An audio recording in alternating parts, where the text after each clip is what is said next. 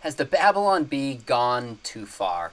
How do they justify satire with their Christian faith? And what are some of the stories behind what motivates the Babylon Bee? And what's up with their new book, The Postmodern Pilgrims Progress? Well, my guest today, Kyle Mann, is the editor-in-chief at the Babylon Bee. Kyle, thanks for joining us. How long have you been at the Babylon Bee? I've been with Babylon Bee for 6 years. So I was I've been writing for the Babylon Bee basically since day one. I sent in an article because I saw that Adam Ford had created the Babylon Bee, and he was inviting people to submit headlines. And so I've shot over a headline that was Holy Spirit unable to move through congregation as fog machine breaks. And I guess the rest was history. I did part-time head writing duties for a couple years, concurrent with my other job, and then I quit in 2018 to become the editor in chief full time. So I've been doing that now for about 4 years. All right, Kyle. So people who see what you're doing now and who knew you in elementary school or high school, would they be like, this makes perfect sense that Kyle's at the Babylon Bee? Or would they be like, Kyle? That guy was like nerdy or serious or some other perception. I didn't really, I never felt like I was, outspoken class clown type. Uh, Hmm. I think I think I did get the class clown award in high school, but I was always more just kind of dry, witty, or at least I thought it was witty, commentary and sarcasm, but not. I wasn't the kid who was sticking stuff up his nose and doing the cornholio thing with the shirt. That wasn't me. But uh, and I was like super hardcore Christian kid at a public high school. So I think people would say it makes a lot of sense. I made it a point every day in high school. I wore a shirt that had a Bible verse on it, and so Wow. I would either I would either have a Christian shirt, that I got from the Christian bookstore, like the Reese's, but it says Jesus or whatever, or or if I didn't have that, I would have a different shirt, just a regular shirt or whatever, and I take a permanent marker and write a Bible verse across the back or across the front or whatever. So that's what I was known for in high school. So you've always been a little bit of a lightning rod. And you mentioned your Christian faith. Is that because you grew up in a Christian home, or did you have a radical conversion? So you're just like, my witness to the world in light of what Jesus has done in my life is wearing t shirts with verses. Well, Sean, every conversion is a radical conversion. And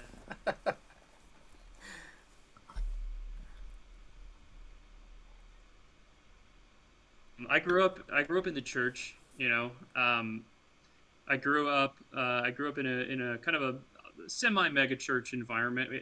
It probably wouldn't feel that much like a mega church these days. Back then it was, you had 1,500 people in the service and it felt massive. So it certainly wasn't a big Lakewood church in a basketball arena type thing. Sure. But it was a large church that my parents went to. I went there for 18 years, and I got baptized in high school, and that was kind of the moment where I I kind of described it that God intersected my life at that moment and just made me realize that screwing around in elementary school and junior high and like memorizing Bible verses and getting Awana trophies and all that wasn't the Christian faith. That was Hmm. obviously good training that my parents and my church were giving me, but there's a moment that you have to step out in faith and say, this is my faith and this is what I believe and not just what my parents believe. And so for me, that was my freshman year in high school. And I always feel like, people that have this big radical conversion story out of prison or, they have to, they repent of like the secular things and kind of come into the church. I felt like in some ways I had to repent of church things, Wow. not that, not that church stuff is bad, but in some ways I had to go like, like Paul in Philippians about, this is, I count this all as dung, to, because Christ's righteousness is what makes me good, and not being a good Christian kid in Sunday school. So that was kind of my conversion story. Um, I went to Bible college. I went to the Master's University for 2 years, Oh, and then okay. and then just kind of went out into the secular job market and I was in construction sales for 11 years. And concurrent with that, I helped to kind of co-pastor a church using some of the stuff that I had learned at Masters over this couple of years. And so I kind of helped worship pastor, youth pastor, do some preaching, that kind of stuff for a few years down in San Diego. So, how about your political views, which we're going to get to how they come out in the Babylon Bee? Is this your family? Is this just the way you always were? Where does this ideology come from? Um, well, my political views they're evolving and they're secondary. Like I never felt I never felt super political, except except when I was in like third or fourth grade and Bob Dole was running against Bill Clinton. I got very passionate. I really wanted Bob Dole to win because my parents did. I took a poll of all my classmates of who their parents were voting for. So I went around the school with a clipboard and and based on that poll, I think it was like 24-23 Bob Dole, and so I concluded that Bob Dole was going to win, and I was devastated when that didn't happen. Mm. But so my parents, they were probably they were probably fairly typical Republicans in the 90s as I was growing up. I don't think they weren't really super outspoken or like they weren't ranting at the TV or and didn't really try to brainwash us in their ways of seeing things. But they had such a good relationship, and we and still do, and I think we did kind of soak up us kids kind of soaked up a lot of that. Um, my dad has a passion for the simple life. He likes just going up to his cabin in the woods and staying up there for a week and Mm. not having a cell phone, and and I think that kind of small family value of community Gotcha. versus like the big picture of politics and get really passionate and involved led to me having some libertarian views Okay. and more recently some more conservative takes as well. Yeah. So back to Babylon Bee. You started about 6 years ago, and I'm not sure I knew what the Babylon Bee was 6 years ago. What was the reach? How big was it? Take us back to kind of 6 years ago, and we'll contrast that with how significant, including I want to get to your interview with Elon Musk a little bit. So take us back 6 years ago. How many followers were there? What was it like? How'd you get this thing off the ground? Yeah, it was just kind of a miraculous, sudden, viral, overnight thing that Adam Ford was running a Christian kind of super niche, like reformed web comic. Like if you were in the Mm. reformed, hardcore reformed community, you knew about it.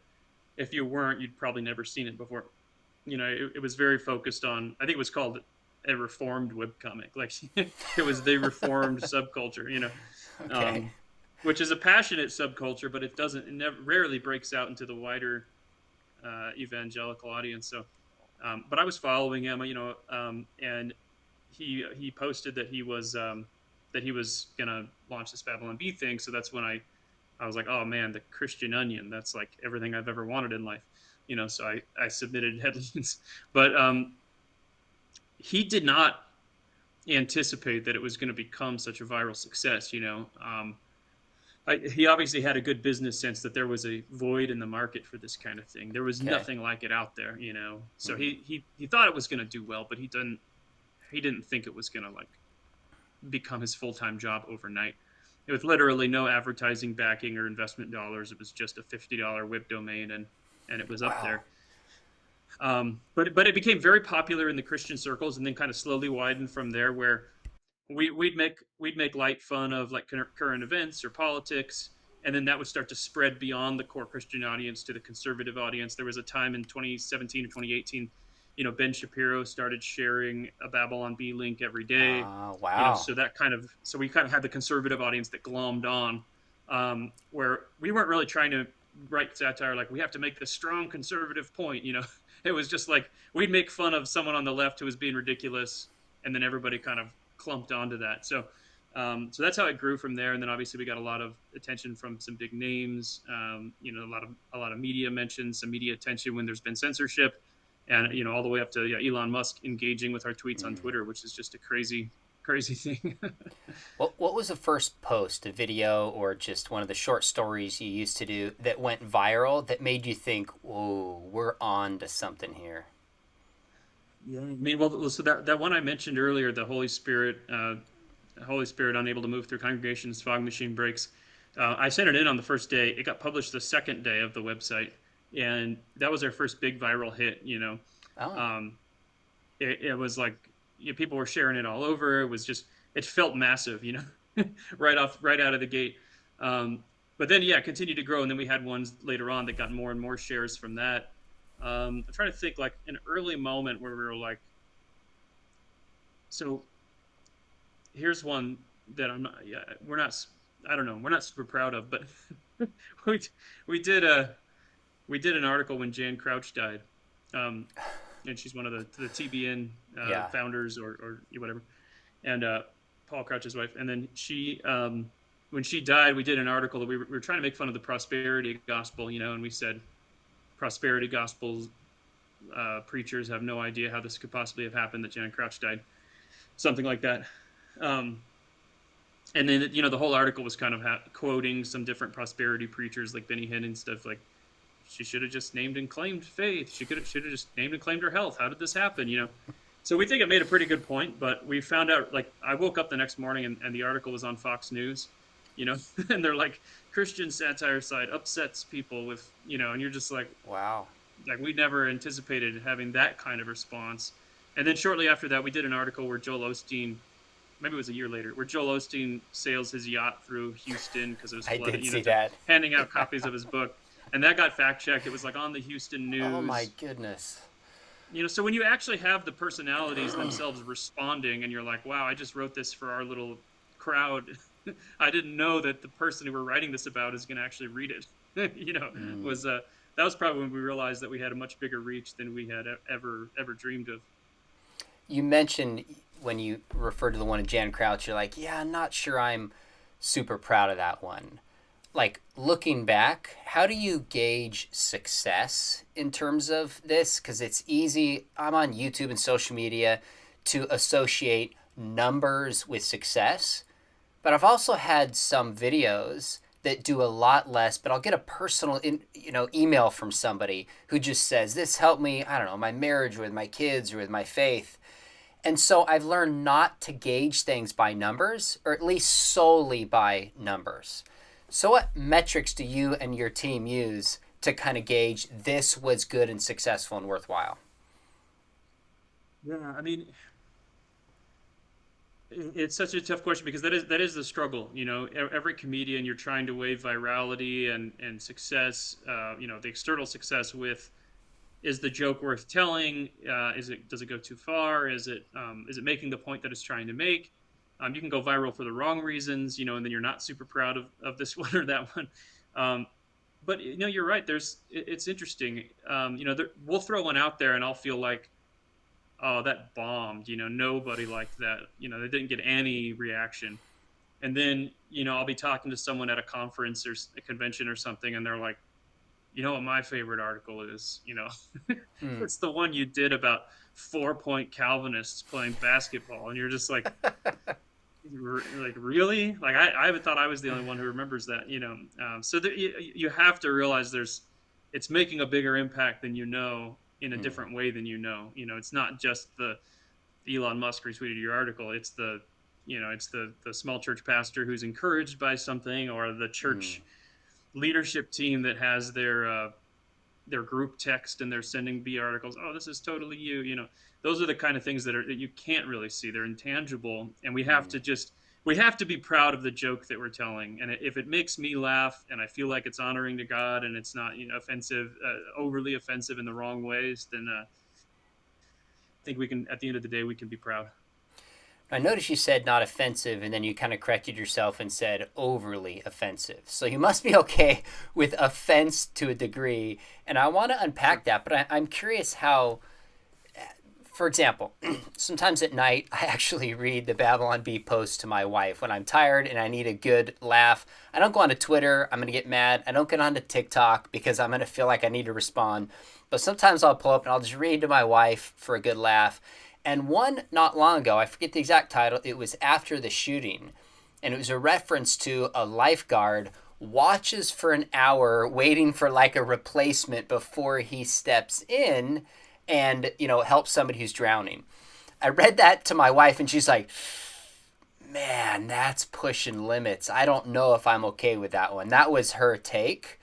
How do you gauge whether it's offensive or overly offensive? How much time before posting on such a sensitive, evil act? Like, I guess what I'm asking is give us a behind the scenes sense how you guys make these decisions related to not offending people, honoring God with your posts, and yet making people think in terms of using satire. Yeah, I mean, it is a moving target. It's there's a science to it and an art form to it, and it's kind of all that meshes together, and you have to figure it out. A lot of it is gut feeling. A lot of it is like I have to picture those moments of a wife looking at the thing on her phone and going, "Oh man, that's too far," And that was super tough. There was a school shooting that week, and we basically didn't comment on it for 3 days, and that. Even by not posting on it, people are mad that you're not commenting on it. Oh, that's interesting. People are like, why haven't you written about this yet? From both sides. People on the left are mad at you, like, oh, aren't you willing to condemn shooters? And then people on the right, are mad that you haven't commented on it because they enjoy sharing the Babylon Bee's perspective to be able to share with their friends, or they think, oh, you guys are going soft, you haven't commented. And that one, it's like with a school shooting, especially, it's so raw and sensitive. We were just rending our garments for days about that. Like, how do we want the Babylon Bee to be this light to culture? We want to be able to speak hope into a culture that doesn't have hope, and truth to a culture that doesn't believe in truth. And it's so hard to do when people are again, obviously for good reason, be very touchy about a particular topic. If you look on the other side of the aisle, the Onion was publishing articles about it the same day and didn't, they just, and they were doing very well. They were getting tens of thousands of shares, and, people were like, yeah, and they were dunking on the cops, like right immediately, first day, second day, they were just going after it, and so we had internal discussions like, oh, are we missing some shares and clicks by not doing this soon? And I'm just like, you know what, like 19 kids are dead. I don't care about this. The likes and the clicks and the shares. Let's give this some time before we can kind of let the dust settle, see what the points of conversation are, and then maybe we can weigh in a way that we feel is clever and appropriate. So and even I saw some people that were upset by that lifeguard one, and I did go, oh, man, maybe we should have waited, maybe we shouldn't have done that, maybe we should have waited a few more days. So it's always that balance, and you kind of pray that God has some grace on you if you one day too soon or or whatever on a certain topic. Have you ever taken one down or had a serious consideration and been close to taking one down? There's been a couple of times we've taken an article down, very rarely, because once you take it down, it becomes more of a story than if you just leave it up. You take an article down, and then it's like, and then there's all these news stories about how you took an article down. Where usually the ones that aren't doing very well, like let's say we do a joke that's, ooh, that's too soon, or ooh, that's inappropriate. They're not going to get shared that widely because people don't want to share it because it's like, oh, that joke is offensive. So it just kind of sits there on our Facebook page, and then it disappears, and then nobody remembers it happened. So that tends to be our line of attack on something like that. We'll just say, yeah, you know what, we'll leave it be. I'm trying to think. I know there's been a couple that we've pulled that, and usually what it is, it's like I can't think of any off the top of my head. There's only been like 2 or 3. Okay. But usually what it is you put it out there, and you think it's going to be taken one way, and then everybody's like, "What the heck are you saying?" And then you're like, "Okay, we're deleting this," and you delete it within like 3 minutes, and then you're just, and then it's just gone. And we usually don't like issue a statement or anything, because then that makes more of a story, and it's just, that's true. Let's let that die, and people will forget about it, and it'll blow over. So what's the goal for you, the end game? What I mean by that is it honestly, we're just comedians and we're trying to entertain? Is it we're trying to influence the political discourse? Is it we're trying to be lights for Jesus? Is it we're trying to make money? Like, what is it? Give us a behind the scene thing that motivates you and the team. Or if it's all those, like, how would you maybe rank those? Money, absolutely number one. No other considerations. Next question. No, I mean, it's a, it is a both and, with all of those things. Like, obviously, you want to provide for your family. Obviously, you want to be funny. Obviously, there's a message that you're trying to get across. Everybody has a worldview and a message. Every comedian, every source of entertainment out there. But we see it as a balance.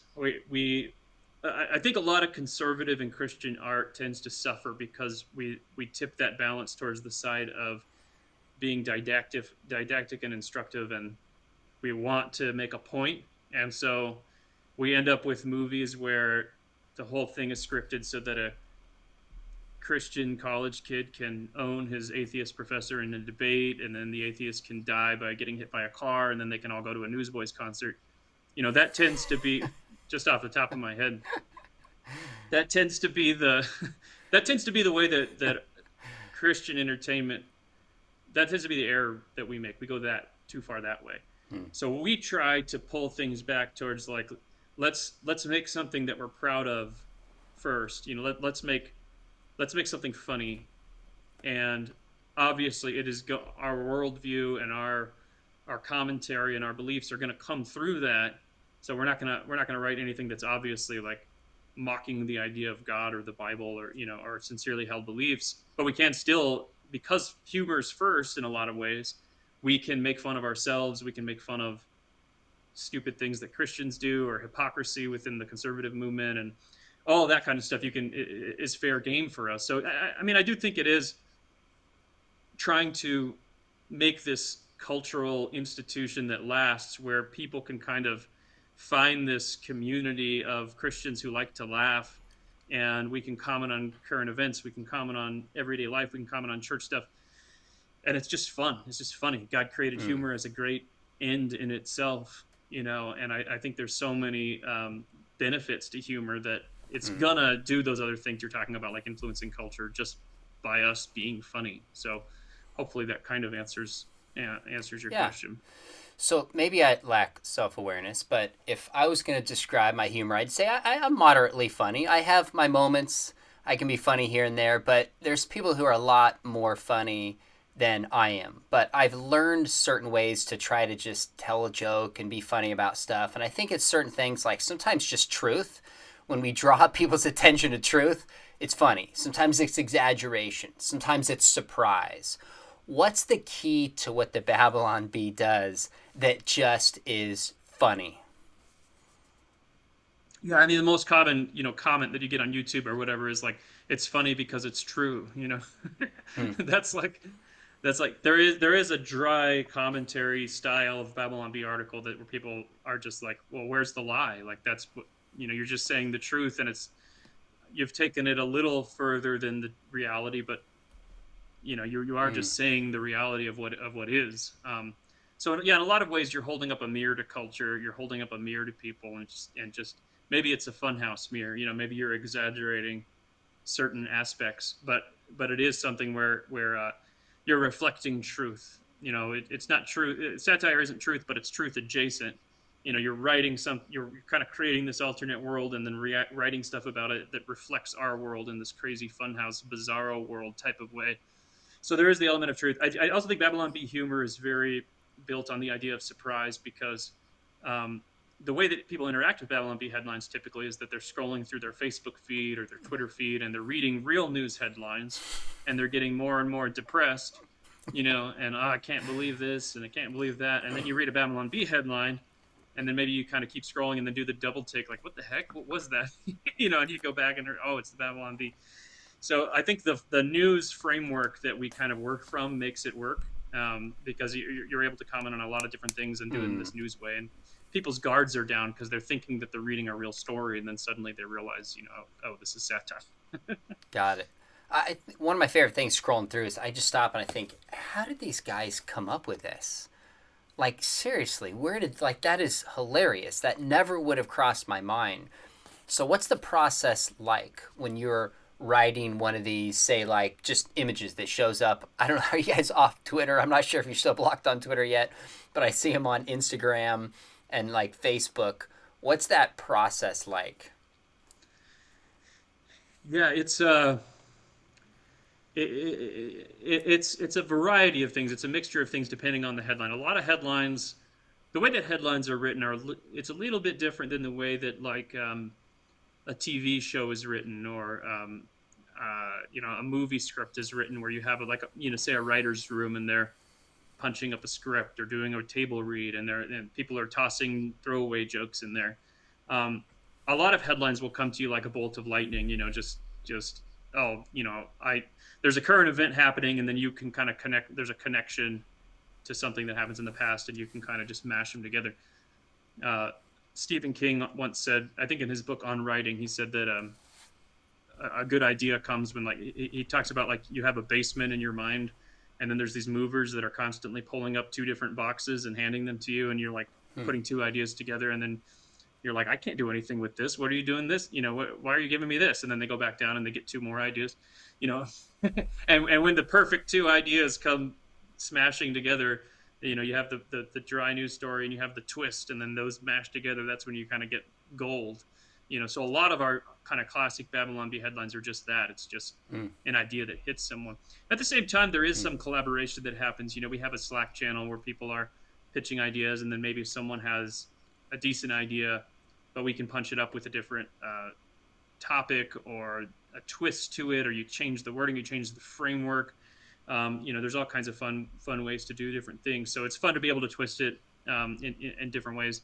We also have a local group of writers in Southern California that will get together, and we will do more of the writer's room style stuff for that, whether that's for a script or discussing different headlines. But it doesn't all come from that. Sometimes it is just more the bolt of lightning type idea. Well, we're going to get to your new book, The Postmodern Pilgrims Progress, that you and your co-author, Joel Berry, gave me the privilege of endorsing. Thoroughly enjoyed it, but I've got a few questions for you before we get there. I'm kind of curious how you would, I don't know if justify is the right word, but square satire with the Christian faith. When some people would say, should we laugh at others? Should we make fun of others? Jesus wouldn't do that. How would you respond? Well, I'll start out by saying that I understand the concern, and, well, a couple of things. I understand the concern, and I think it's a good concern. I think people should, be like, is it good to just deconstruct everything all the time? Like, that's a good question. And I think the answer is no. I don't think we should mock or deconstruct everything all the time. That's how you end up with, like, nihilistic satire that's just like, there is nothing, it's all pointless. C.S. Lewis wrote An Abolition of Man. Like, the point of seeing through something is to see something through it. You can't go on seeing things forever. To see through everything is the same as not to see. And that's kind of how I feel about a lot of comedy or satire that's done from a secular perspective. Is it's just, we're going to mock the idea of fathers, mock the idea of mothers, mock religion, mock politics, mock everyday life, mock rednecks, mock liberals, and then you're just like, well, what's left? Like, if you are the guy who's sitting there mocking and deconstructing everything, then there's nothing left that's good. So I do think there is a way to do it. I think in a Christian way, where you are taking stock of what's important, what is off limits for us that we're not going to mock. If we're mocking something, it's going to cut away and mock something that's, I think, obscuring the gospel or obscuring some eternal truth or obscuring objective reality in order to point people towards the objective reality. I think that's a good function of satire, is to mock something in that way. At the same time, like, humor and satire have, they do have a biblical basis. You can look at Elijah and the prophets of Baal, where he's saying, why isn't where's your God? Isn't he in the bathroom? Or Okay. Maybe he's on a journey. Maybe he got lost.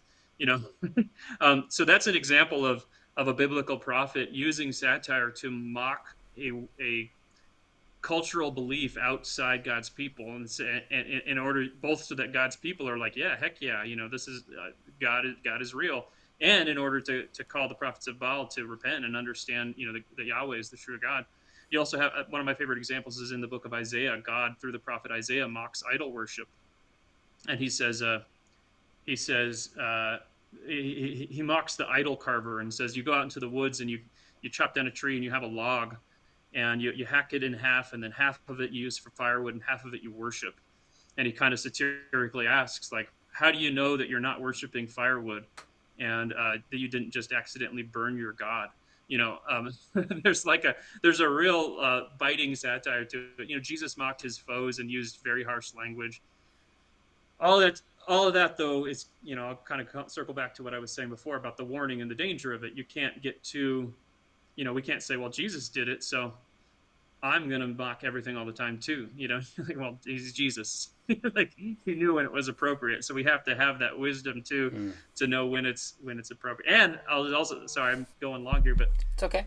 I'll also say that there's some people that just don't get satire. There are some people that just are not blessed by satire, and there's some people who just can't write satire, and that's okay. Like, I think one time John Piper was asked on his Ask Pastor John thing about satire, and he said something like, I enjoy it from time to time, but I can't consume too much of it, or I start to get cynical, and I wouldn't really want to write it because I feel like I would become too proud. So I think that's a good warning for us to remember at the Babylon Bee, and anybody who writes comedy or satire or wants to mock something, just be careful. Just use it in moderation, I think. That's good warning. The examples you gave, obviously Jesus, God in human flesh, Isaiah and Elijah, prophets called from God. So to me, that seems sufficient to say that there is a time and a place biblically for satire. But it seems to be select few. I mean, Isaiah and Elijah, two of the greatest prophets, obviously Jesus in human flesh. There's no teaching that we should be satirical like we see in, I've been reading 1 Peter, which is about how Christians can thrive in a land that's becoming more and more hostile to the faith. And a lot of it is just love your neighbor, suffer well, live good, quiet lives. So would you agree that there is a place for satire, but it needs to be done well, very thoughtfully, and that when you guys release something, there's a lot of thought and even prayer behind it, doing it, rather than the impression people might get is going, oh, the Babylon Bee's just throwing these things out there. They're just being funny. This is what I want to do too. Wouldn't you caution people with that? And would you agree with the way I frame that? Yeah, I think so. It's tough because it is the scriptures are such a unique thing. It's the word of God handed to us, and so it's not covering. It's not necessarily a textbook for. It's not a cookbook and it's not a science book. Despite being consistent with objective reality like science, I think. I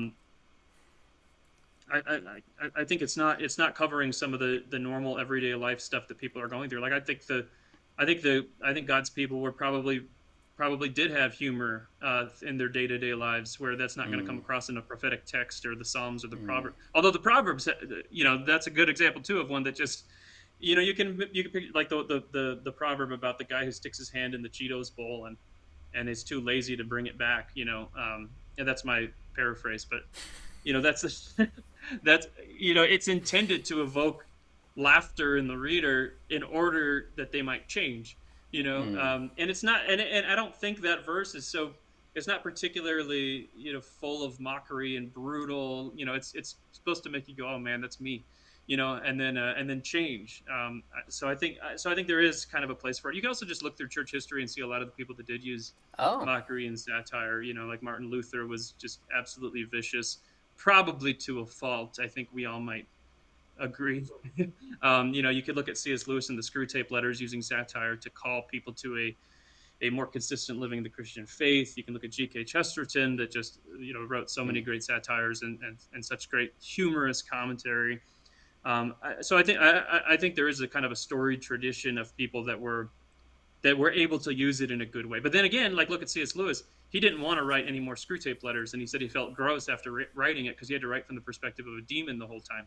Mm. So I think there's it's a balance and a moderation that we have to think about and be careful about for sure. So if I heard you correctly, you're putting the Babylon Bee in the category of Martin Luther, C.S. Lewis, and G.K. Chesterton. If I might be humble enough to say so, yes. That's awesome. I love it. Set you up for that one. Okay, very cool. Well, let's shift. I was I mean, I was amazed. I think everybody else was. And I'm like, wow, the Babylon Bee is interviewing Elon Musk. Pretty cool. Tell us what that was like. Was he the way you would expect him to be? Were you guys nervous going into this? Give us the outside perspective of how that went as much as you're comfortable. Yeah. It was an insane thing that came together all at the last minute. It was literally one of our employees sent him a Twitter DM and did didn't really didn't really run it up the flagpole as to whether he should DM Elon Musk, but did anyway. And and Musk just started replying to him, Wow. and then he like frantically calls me and says, "Hey Kyle, Elon Musk is currently having a DM conversation with us on Twitter." So then I had to go look, and I'm like, "Oh my gosh!" And basically he says, "Fly out tomorrow and interview me." Sure, you know.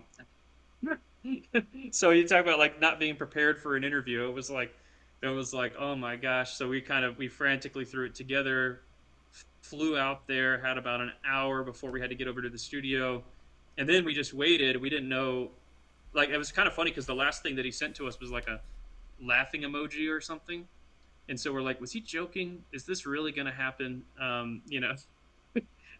So we sat there, and sure enough, I think he was a little bit late, and his people did call and say, we talked to his people, and they're just like, yeah, he's running a little late.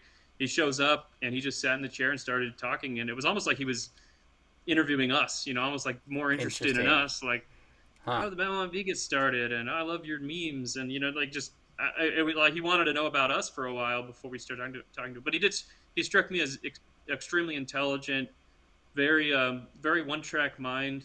Like you'd ask him about something and he could go on for 10 minutes about it. Wow. Um, and very sincere. He struck me as sincere. Like what he was saying was, it didn't feel, he showed up pounding a White Claw. He didn't feel, it didn't feel polished PR. Like, he was doing this because his PR people said, "Oh, this is going to be a great opportunity for you to get some exposure." He can do whatever he wants. He didn't have to sit down with the Babylon Bee, but he did because that's what he wanted to do, and he gave any answer he wanted because he didn't have PR people around him just telling him what to say. So it struck me that like everything he said in that interview was his sincere belief and not Mm. something that he was saying for clout or something. That was my impression anyway. Just sitting down Sure. with him. Sure. Would you guys interview somebody on the other side like Bill Maher, who actually, given some of his posts recently, would probably be more sympathetic in terms of the jokes of the Babylon Bee, even though he politically would see things differently, has been outspoken against certain woke ideas. Someone like Bill Maher, maybe somebody who's just less sympathetic. I don't even know who that is. Would you guys interview people critical like that? Or is it like, we'll interview Elon, he's a little bit more safe on our side, obviously a rock star? Yeah, we'd love to talk to people that disagree with it. Like we do it all the time on our podcast. We'll interview people that are not they're not as prominent as Elon Musk, but people that disagree with us for sure. Mm. Um, I, you know, the problem is most of the people on that side just don't want to talk to us. They feel like they have this thing Mm. about association and platforming, like, well, I'm giving exposure to these guys, and they wouldn't do it. I think Bill Maher. I want to say that we talked to him about getting on his show or having him come on, or I think there may be a opportunity in the future where one of us is going to Cool. end up on his show, which would be awesome. But if you watched Bill Maher's recent segment where he talked about the Babylon Bee, he made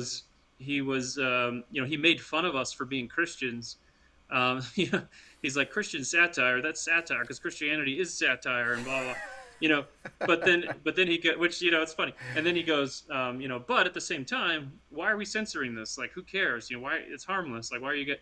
So it was cool to hear someone that can just kind of ally with you on issues of free speech as a classical liberal, Mm. and then us, but still completely disagree with you. And if you watch the Elon Musk interview, he didn't agree with us on the gospel. He didn't agree with us on the existence of God and all that. So it was kind of just hearing out somebody who doesn't have all the same beliefs as us in a lot of ways. So, Kyle, you started the Babylon Bee 6 years ago, and almost nobody knew who it was, wasn't viral. Obviously, the platform and the influence has grown. Fox News, Elon Musk, Bill Maher, others talking about it. If I said you could be here in 6 years from now, what would that look like just in terms of success and things that would motivate you? Fast forward 6 years to what is that, 2028 or so? Well, hopefully, I'm living on a farm in the middle of nowhere with no internet access, and uh, I have to drive into town to do this interview at a Starbucks or something. Um, no, I mean, I think for us, the Babylon Bee isn't about Kyle or Joel or Seth or any of the people that run the company. Like, I don't. I hope in the future, I'm not remembered so much as the Babylon Bee continues to maintain its voice, its unique and distinctive voice in the culture. What we've done with the Babylon Bee is fairly unique, I think, and maybe you can disagree with me, I don't know, but it's fairly unique in recent years in the Christian space because we've created a brand that's not really associated with any one person, which I Mm. think is cool that you can kind of have this Batman symbol, for Christian satire that anybody can take on the mask and run with it. I think that's pretty neat, and I want that to be a lasting thing. That we were talking yesterday in the Babylon Bee office, and I asked all our Southern California creatives, I'm like, what is the Babylon Bee to you? Like, what is the core of who we are? And almost everybody said, to me, the Babylon Bee is a community. Hmm. It's this place where it's this place that when I discovered the Babylon Bee, it let me know that I wasn't alone in this culture. There's people like me, that think similarly to me, and I think that's something really powerful when you can hold up this bat signal or B signal or whatever, and let people know, like, hey, there's other people like you. You're not the only one that thinks the things that you think, and it's okay to be a nerdy Christian homeschool kid in this culture. In fact, it's even desirable. Like I think there's a really fun thing there. So I Hmm. hope that lasts. I hope that persists. We have some fun projects in the works. From other books, we have the Babylon Bee Guide to Democracy that's coming out in September, Oh, cool. and which is a sequel to our Babylon Bee Guide to Wokeness. And then we have some other book projects in mind, and we're also looking at some film and TV projects that should be a lot of fun. Ooh, awesome. I can't wait. Well, let me know when the book comes out on the Babylon Bee to Democracy. Had Joel on to talk about the Babylon Bee Guide to Wokeness. Had a ton of fun. It got some good views, which was great. This is a perfect segue into your recent book, The Postmodern Pilgrims Progress. How did you even come up with this idea in the first place before we get into some of what it's about? Yeah, for sure. Well, Pilgrim's Progress by John Bunyan is maybe my favorite book. Maybe Oh, second behind Lord of the Rings. But I read it in junior high, and it just blew my mind. And it was one of those things that it's just a good story. It just has that classic hero's journey, and it's maybe the first English novel, depending on who you ask. Um, and it's still highly readable today. I know there's some versions where they smooth out some language or sure. make it a little bit more readable, but I still think the original is fairly readable. Um, and I tinkered with ideas in my mind for years about, like, what would it look like to write this in a modern way? What Okay. would it look like to take characters from today's church and have a character who faces all of those things? So that was kind of the initial motivation, and so I wrote a draft of this about 5 years ago, Oh, wow. and then more recently was able to rewrite the entire thing and get this thing out the door. So, for those who haven't read it or haven't read it in a while, What's the premise of the original Pilgrim's Progress? And then I want to talk about how this one is different. So there's a character. So it's very cool as the first English novel because there's a the structure is a dream within a dream type thing. Like it's uh, John Bunyan writes as the author, kind of breaks the fourth wall and says that he falls asleep, um, basically in a prison cell, which is where he wrote the book from. And he dreams a dream, and in the dream he sees a man, and the man has a heavy burden on his back. And it's just such an intriguing opening to a novel. Like that's like what I want to know more. Um, and so basically, there's this character named Christian, and he's reading a book, and it causes him to be aware of this burden that grows on his back. And he lives in the city of destruction that's about to get blown up, and he has to travel through a narrow gate down this the straight and narrow path to get to the celestial city. And along the way, he encounters he encounters the cross. He encounters all kinds of characters that are constantly trying to pull him off the path. And each one represents, of course, some worldly philosophy or temptation that Christians are likely to fall into at some point during their Christian walks. Bunyan's version is very on the nose, very allegorical. You know, it's like Sure. he'll even pull out and say break the fourth wall and say like this character represents this, and he'll tell you because Got it. just in case you missed it, So that's the premise of the original, and we used some of that framework for this version. So I'm reading the story. At the beginning, I'm like, oh, this is a normal story I can track. And then all of a sudden, I'm like, we have completely gone off the rails. A dream and a dream, like the book, the movie Inception or something. Like, this is science fiction. Tell us a little bit about the story itself, and then maybe some of the things you weave into it. Because you're not just telling a story to entertain here. You are telling a story to really challenge the church in certain ways. Yeah, so the main character that's where the title comes from, the postmodern Pilgrim's Progress. He's a kind of a nihilist. He's a postmodernist in some ways, because he kind of rejects the faith of his family or his brother and decides, life has no meaning and all this is pointless and maybe I should just kill myself. So it starts out on kind of a dark note. And then he gets knocked out by an expensive megachurch video projector that falls on his head. And he ends up warping into this other reality during the 3 seconds in which he lies on the church carpet. And then through that journey, it's kind of we see a picture of all the different ways that the secular culture might encounter the church. You have characters that are preachers who don't believe in sin, and you have faith healers, and you have woke people, and you have everybody trying to pull him this way or that way off the path, and eventually he has to come to grips with his own nihilism and confront that and say, is there a real meaning in life, or am I going to reject that meaning in favor of this nihilistic philosophy? So sometimes Christians just focus on our secular culture. Sometimes people just critique the church. You're telling me this book is both, and I ask because your journey said you had to, going back to the very beginning when you shared your story, it was like less repent of this prodigal son experience, more of this ideas you bought within the church. Is it kind of both? Yeah, it's both and. I mean, I think the audience for the book is certainly Christians will connect with it a little more because obviously it follows the framework of Pilgrim's Progress, and Christians will be the ones who get the inside jokes and I know what preacher you're talking about there.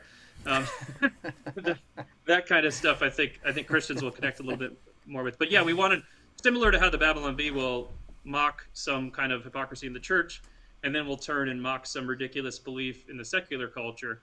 The encounters that Ryan encounters through the book kind of weave in and out of somebody who errs on the side of secular leftism, and then somebody who errs on the side of legalism in the church, and that kind of stuff that goes back and forth. Yeah. Good. Tell us who you wrote this for. Like, who do you anticipate will pick this up, and how will they use it? Because, like, for me, I read it on a plane when I was traveling somewhere, and sometimes traveling, I'm, like, tired. I can't get too deep. The story totally sucked me in, but there was substance, too. Like, you raised some questions that really make you think. So just tell us kind of your audience and how you think this book would best be used. Well, we wrote it for Sean McDowell. and Sean McDowell on a plane was our target audience. No, I think any Christian who's very similar to the Babylon Bee audience. People Okay. who kind of have been building up with like thoughts about the church for a while, or people who feel like they're alone and don't, am I the only one who thinks this way? They'll read this book and kind of go like, oh man, someone else thinks this way. That's kind of, or someone else noticed this too. That's kind of the thing that we hope. But yeah, we built in a lot of dramatic moments that we build to, that hopefully we earn, through the course of the narrative. But there's so much humor and so much fun, and we have this narrator character who's similar to a voice of something like Hitchhiker's Guide to the Galaxy, or the meta narrative of The Princess Bride, where you kind of pull out of the story and you have this angel who's like watching things going, what the heck, what's wrong with humans? Why are you guys so stupid? Um, and so we layer in a lot of that humor, and hopefully we'll earn the right to make the more serious points in the book as people are able to laugh along the way. Well, you definitely got me laughing along the way. There's a few times I laughed and I looked at people on the plane looking at me funny. I was like, sorry, just reading this book, and tried to explain it to them. But did I miss anything in terms of the book, or just about the Babylon Bee you want the audience to know, or do you think we just nailed it? I mean, you're the best interviewer on the planet. You totally nailed it. I mean, yeah. No, I mean, everybody, if you want to check out Babylon Bee, we appreciate your support, and obviously we appreciate anybody who goes and buys a copy of the book, or 50 copies of the book as well. Well, it's awesome. It's called The Postmodern Pilgrims Progress. Thoroughly enjoyed it. There's substance, it's humor. One of my favorite things about the Babylon Bee, and I would agree with you what you said earlier, that it's a brand bigger than one person, although I certainly think of you and Joel and some of the others there when I think about the Babylon Bee, is that you guys don't take yourselves too seriously. And I have a dad who, his philosophy was always, he goes, I want to take as many people with me to heaven as I can and enjoy it along the way. And that's just shaped me. It's obvious, even if people look at the Babylon Bee and differ with you guys politically or the role of satire, that you are not taking yourselves too seriously and you're having fun doing it, which is something I really enjoy. So make sure you pick up a copy of the Postmodern Pilgrims Progress. And while you're at it, make sure you hit subscribe to our channel. We've got some other interviews coming up. And if you've thought about studying apologetics, maybe sometime, Kyle, we need to have you come do a class on how to do apologetics from the lane of satire. That would be super interesting. Maybe we could just have that whole conversation sometime, what that would look like, because some of what you do intersects with apologetics to a degree, but has a different role as well. So maybe we'll cover that in the future. But for now, make sure you hit subscribe, or think about joining us at Biola as we study apologetics. Kyle, thanks for joining me, my friend. Thanks a lot.